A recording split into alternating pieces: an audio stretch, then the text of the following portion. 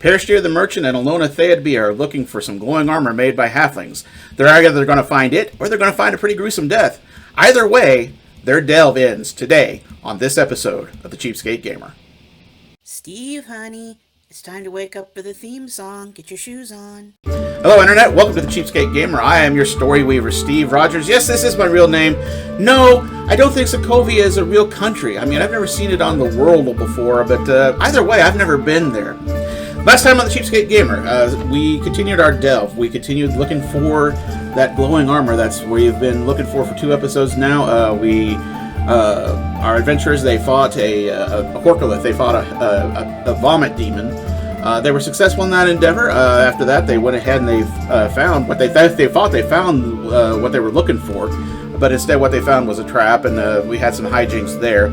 At this point, our adventurers are on the 2nd level of a dungeon, and that is where we left off. Actually, we left off, they were listening at a door when, with a new room that they were getting ready to enter, and they had failed to check to see if anything was in it, which of course there was, and there were going to be consequences for that. So this is where we left our adventurers off. They had just come up to this door. They were listening to see if anything's in there. There is something in there, and just to keep the ecology of this this dungeon consistent. I mean, the card. You look at the card here. It says it's either going to be a zombie or a drow. Just to keep things consistent with what we've come across so far, I'm going to go ahead and change that zombie result to more damn bones, and we'll have 3 of them in this kind because the last time we fought more than one. That was a pretty short fight, so hopefully things make it a little bit more interesting to start things off this time. More to the point, though, when we left off, they had failed a perception check. They had failed communication plus willpower check, and the results of that failure were a clocked complication and foreshadowing trouble. Now, it occurred to me as I was having to think about this. In the last episode, we had them fight that Horkolith, the puke demon, and whenever Elona killed it, I mean, it was a one-shot. I mean, she rolled 27 damage on a creature that had 9 hit points worth of health. Whenever she hit it, it exploded, and it covered them with effluence. And I said at the time that they were able to hold their lunch. It occurred to me while I was thinking that maybe I should have checked to see if they actually had, because a demon that is based on puke would probably gain something from the puke.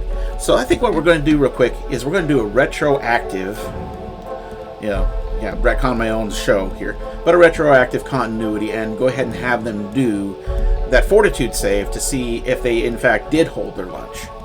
So to begin that process, we're going to roll a hit difficulty, 46.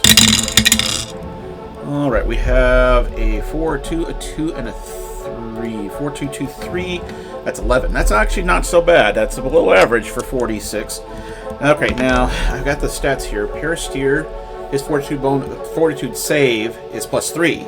Okay, I even had said +2 in the last episode, and I didn't catch that in the editing. So he gets a +3 on that. And Elona is a +2 for her fortitude save. So Perastyr has to roll an 8, Elona has to roll a 9 in order to affect the save. Now this is not like a skill check, they're not getting XP out of this, they simply have to pass, or else they will throw up at this point, and it's going to have an ongoing effect. I actually have a real good idea in mind of what is going to happen there if they fail these checks. I'm going to have Elona on the purple die. Alright, purple die is a 17, the clear die is a 7. So, Elona succeeds her fortitude save check. She does not throw up even though she's covered in effluent. But Perastyr does. And this is going to cause an effect that's going to kick in right now as we're sitting at this doorway getting ready to enter this next room with the damn bones. So Elona and Perastyr are at this door. They're to this new room. And Elona goes up there first. She has a listen, sees if she can hear anything, and she can't hear anything because it's quiet. I mean, there's that chittering that they had heard last time. They were walking down the hallway and they did hear a chittering, but it's a lot fainter than it was a while ago.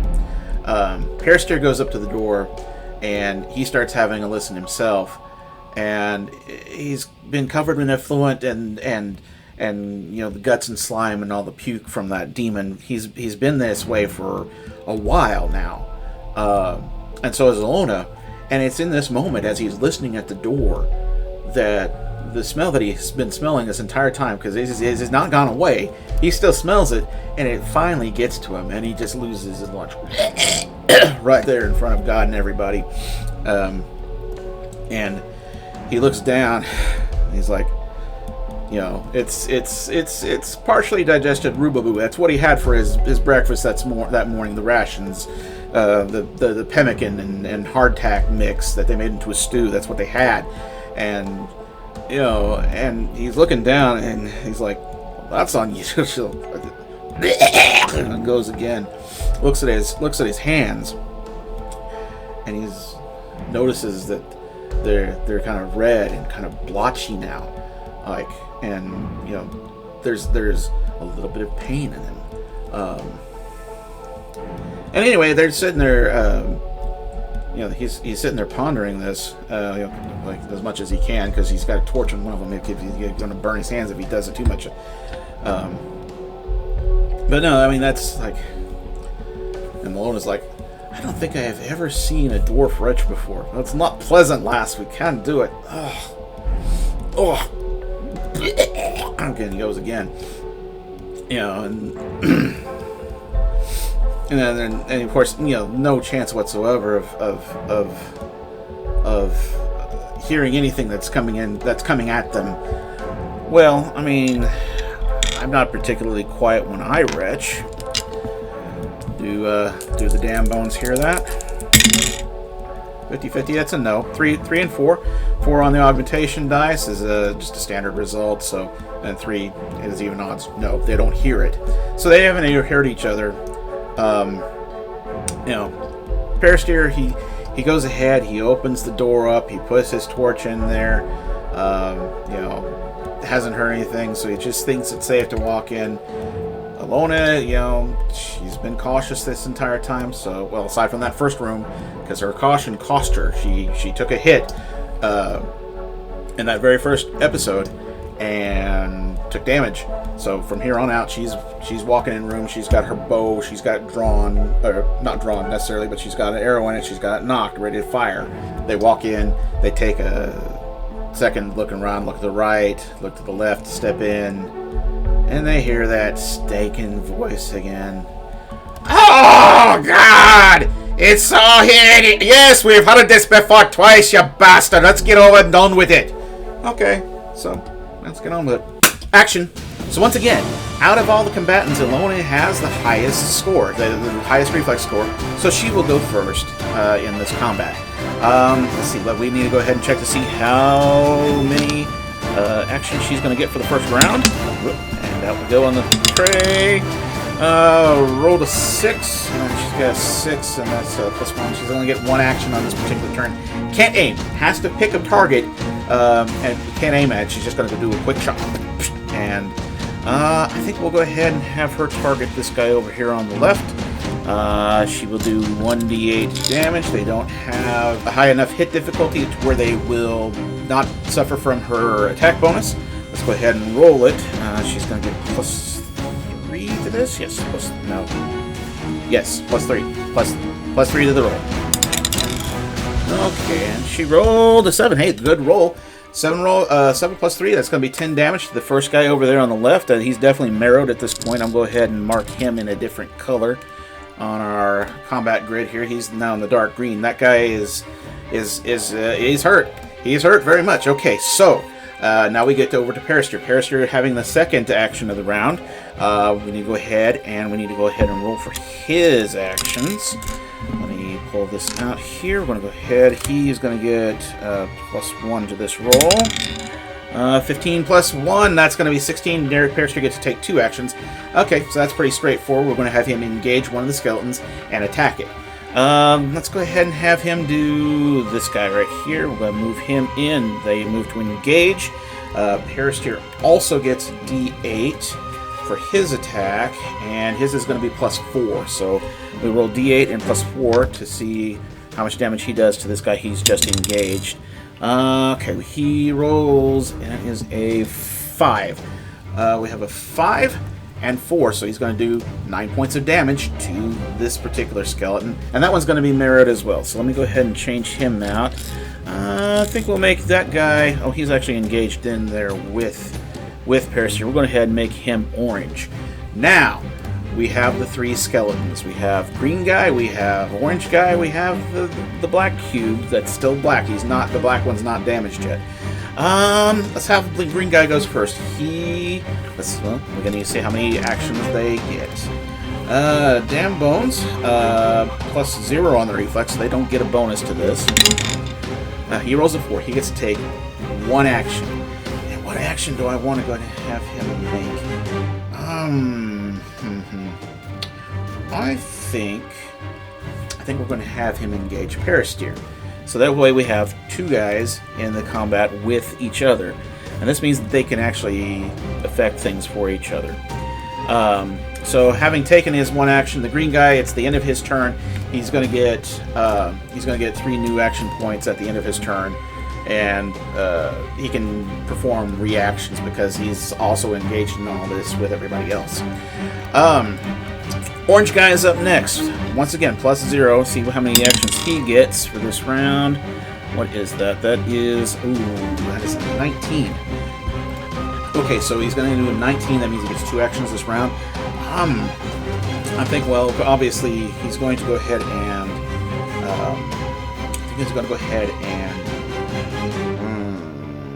have him attack. We're going to have him attack in the first round. And then his second action, I think he's going to go ahead and do an evasion. This way, if a Perastyr tries to attack him again, he'll get a disadvantage on that attack. So Perastyr's hit difficulty is high enough that the damn bones do not get their attack bonus on the roll. Let's see how much he actually does. 1! Okay, so that's good. That means that particular damn bones, the orange guy, on his first attack, missed. And we need to check to see if for the possibility of a critical miss. If that's going to happen if we get a 1 on this roll. Okay, it was a 5. So just a straight up miss, no other further damage done. Because he didn't actually score a hit on Perastyr on that first attack, I think instead of having him evade, I'm going to go ahead and have him do a second attack. That's a disadvantage, so we're going to roll 2d6, and we're going to see what happens. Okay, so it's a 2 is we're at disadvantage, so the 2 counts in this particular case. Perastyr's armor is level 3, so no damage is scored. He does score the hit, but doesn't.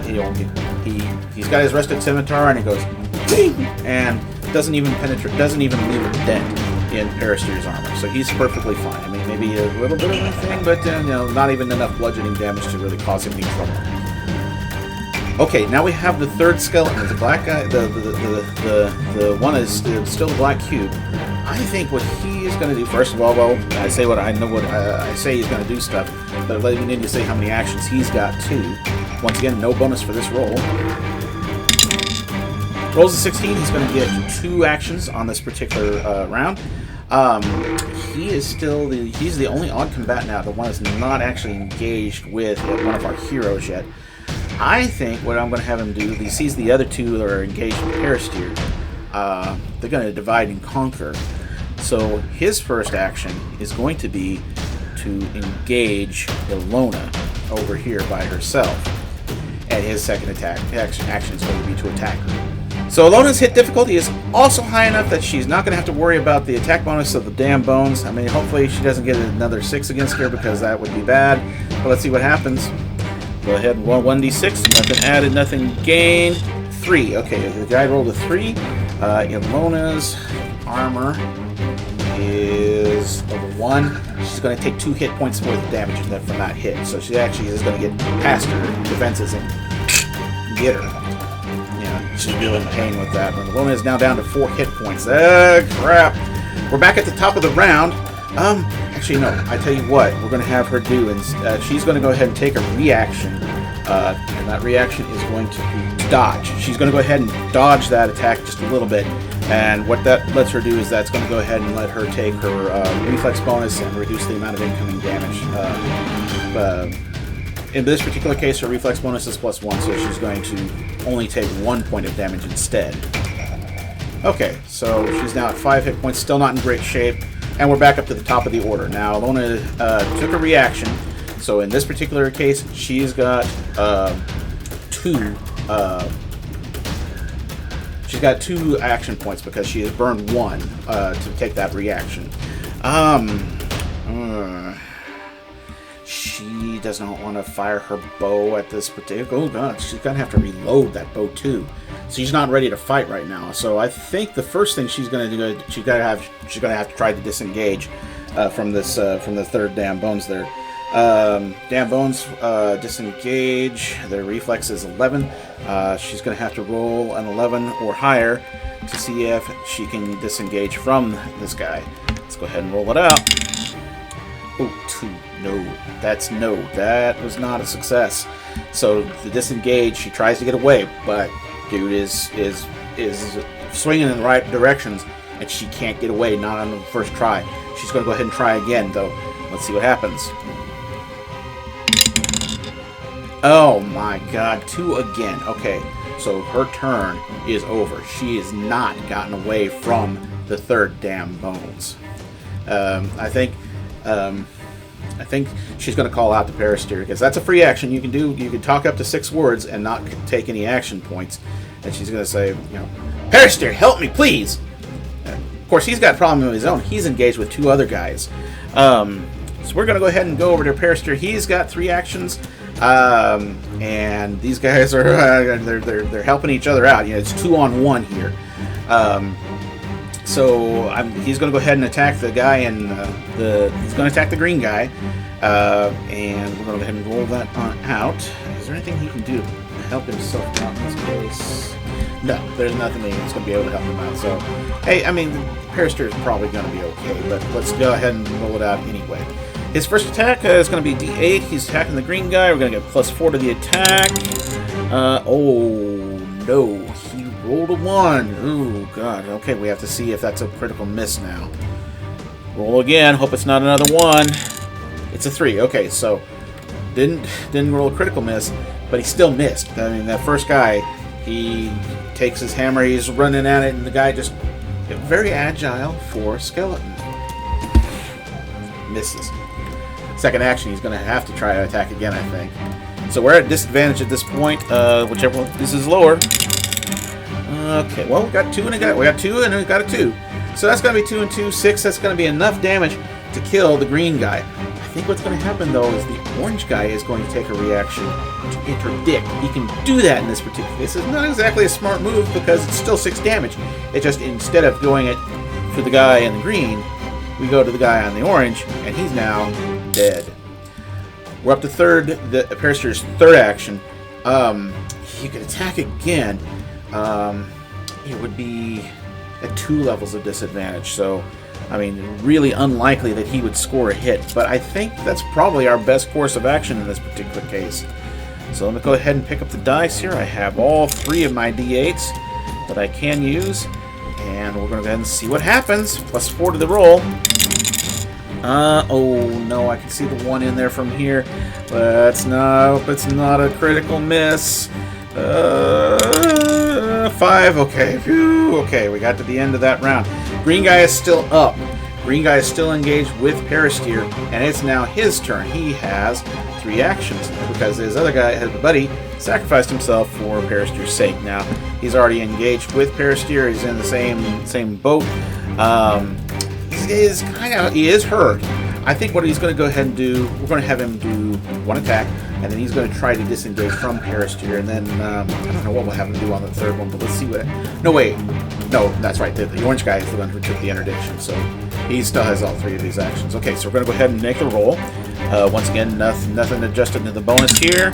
2 minus 3, 0. He's once again off of Perastyr's armor. Nothing happens. I mean, you might give him a little bit of a bell ring, but not even that much of anything. Not enough to really seriously damage him. We're going to go ahead and see if he can disengage from Perastyr. The damn bones is going to get +3 to this roll, and he only needs to be able to roll a 12 to get away from Perastyr. So let's see what happens. 9 or more, that's a 10. He's going to go ahead and get away. that is okay. That was his second action. I think his third action is actually going to be. Let's go ahead and have him evade.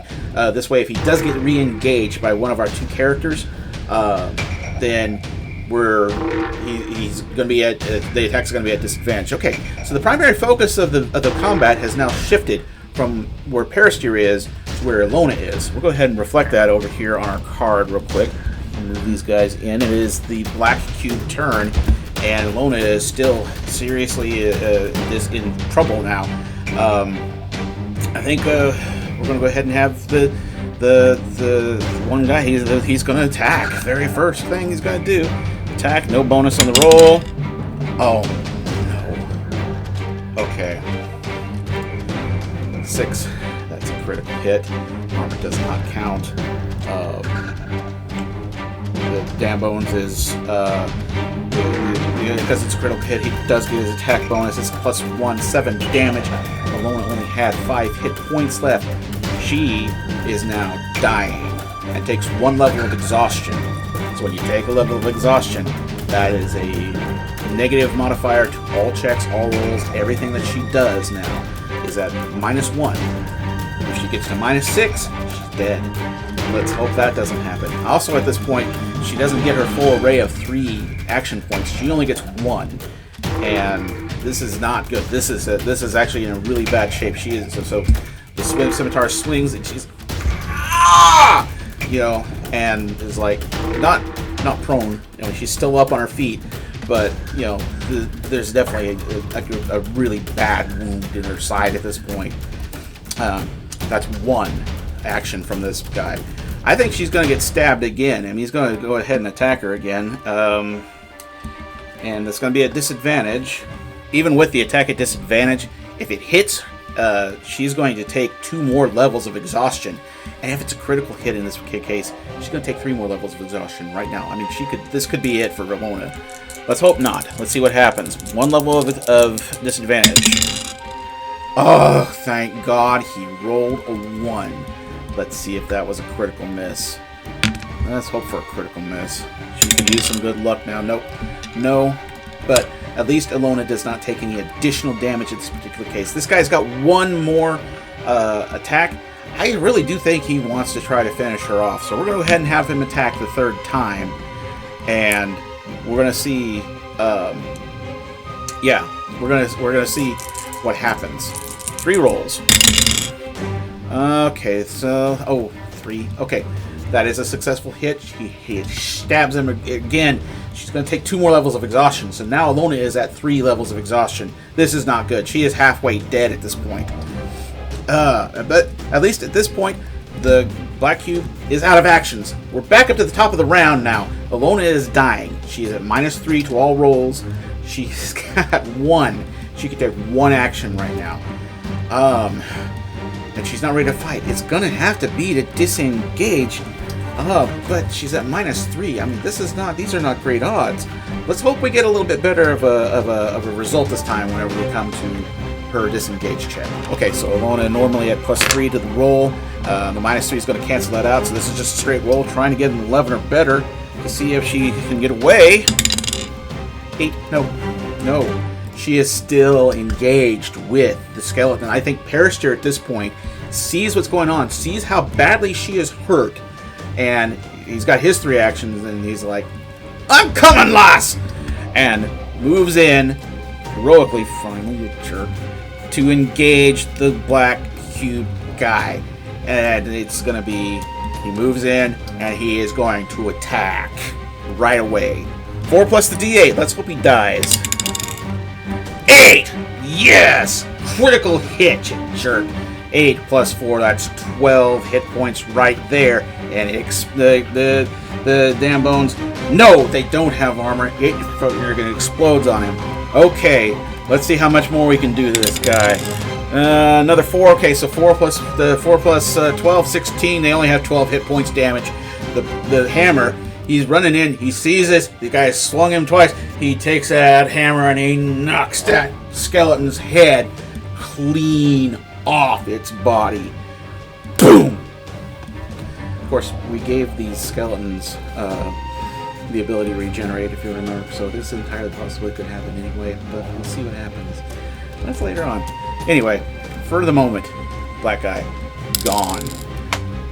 That's Perastyr's second action. His third action, I think, is going to be to go ahead and close in on the green cube guy.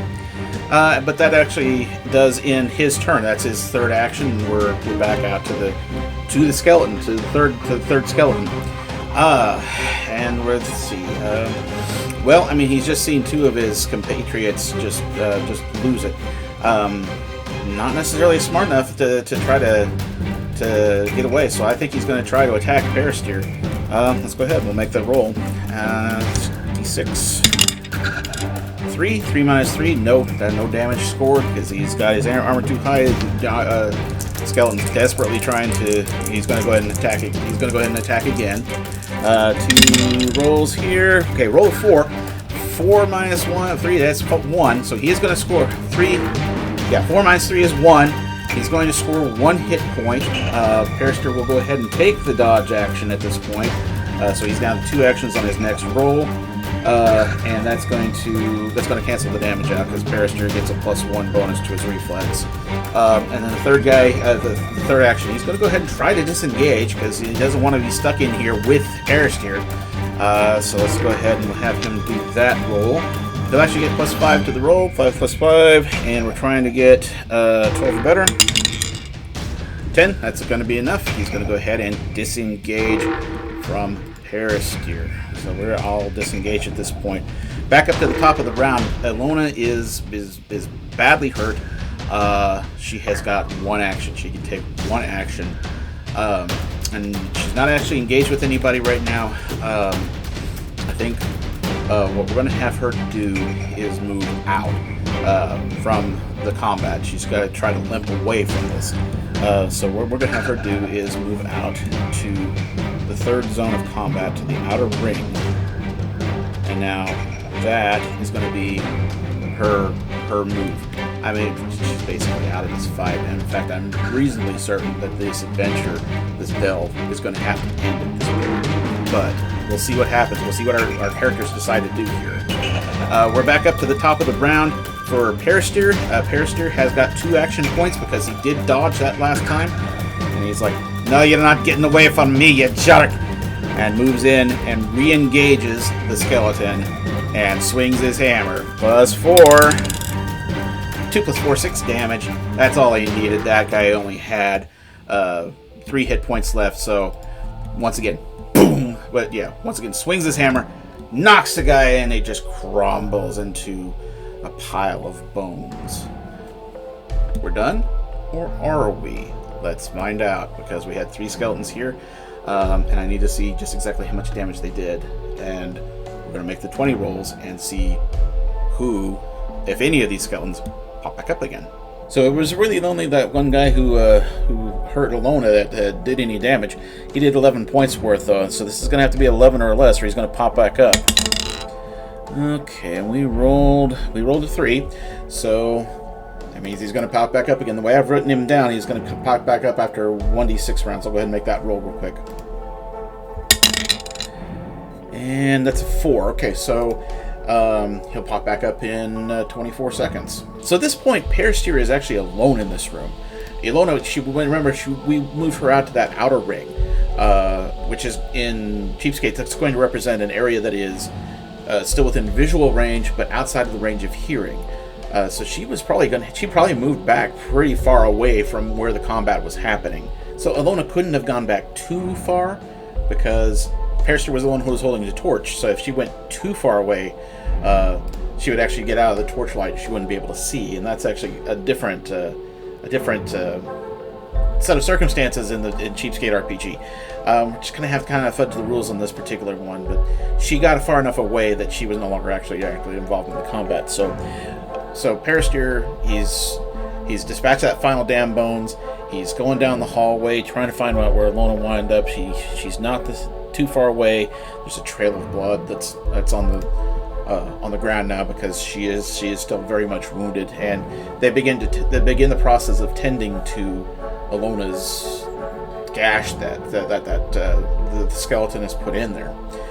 And I think we're supposed to be out of hearing range. I was going to say, let's put this one to the Oracle. Can Perastyr hear the noise of the skeleton recoalescing, coming back together, rattling itself back to life, and saying, "God, that sucked!"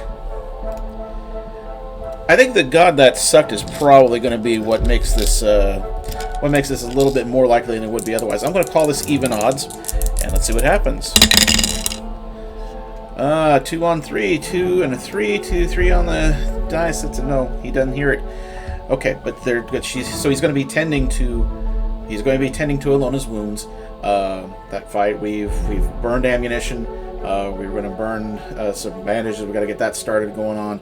The question I now have for the Oracle is, does the skeleton, he's come back up to life, does he surprise Perastyr, or...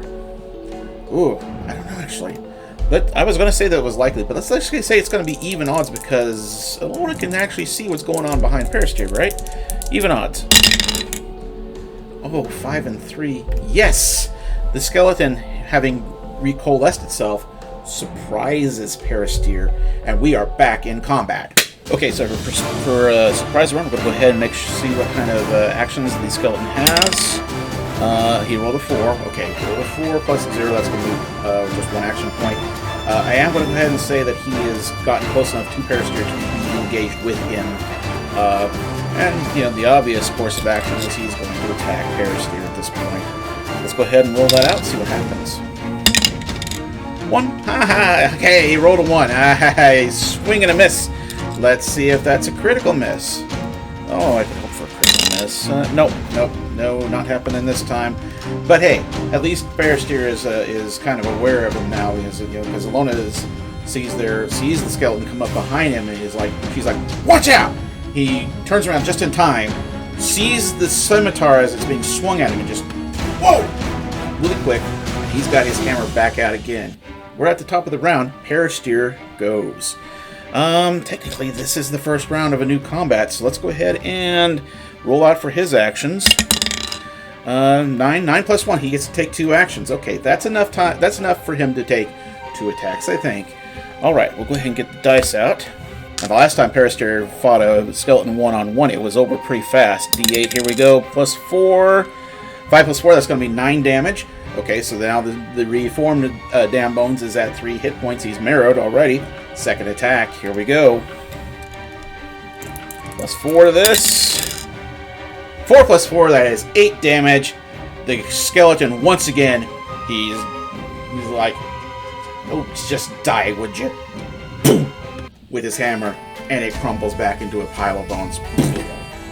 And for good measure, Perastyr is going to just stomp it on it, make sure that it's actually dead this time.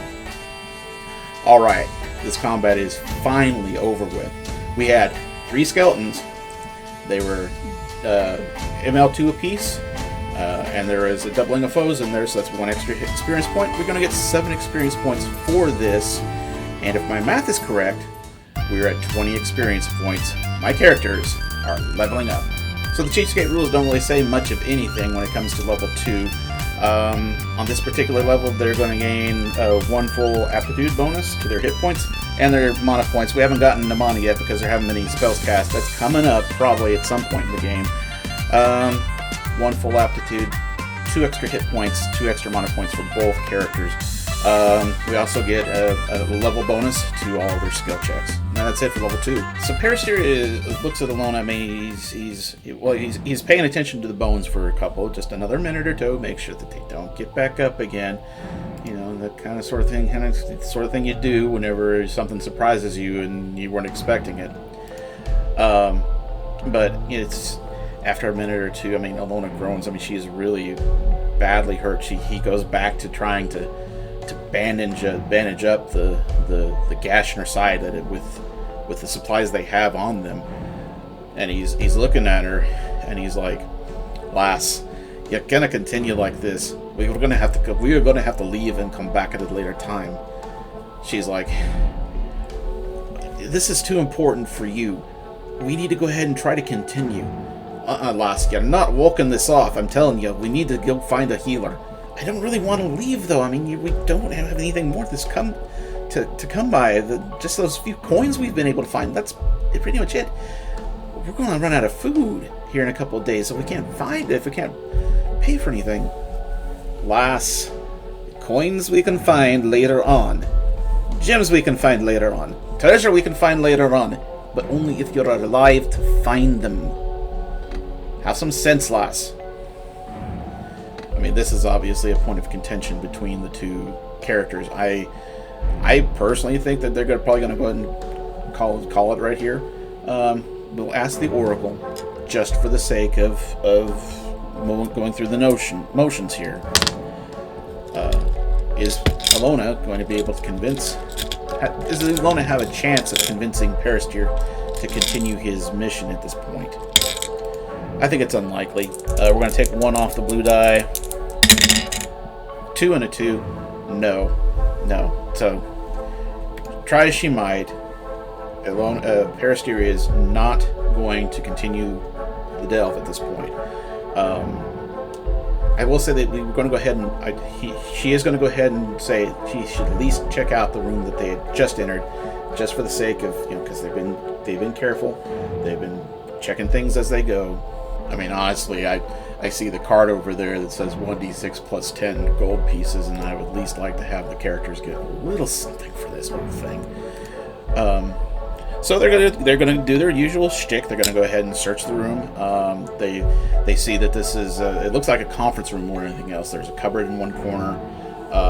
There is a table. Once again, it's ancient, well built though. It looks like if they were to sit down there, they probably could go ahead and it would support their weight. Perastyr opens up the cabinet doors and he sees a bag inside. What does he find inside the bag?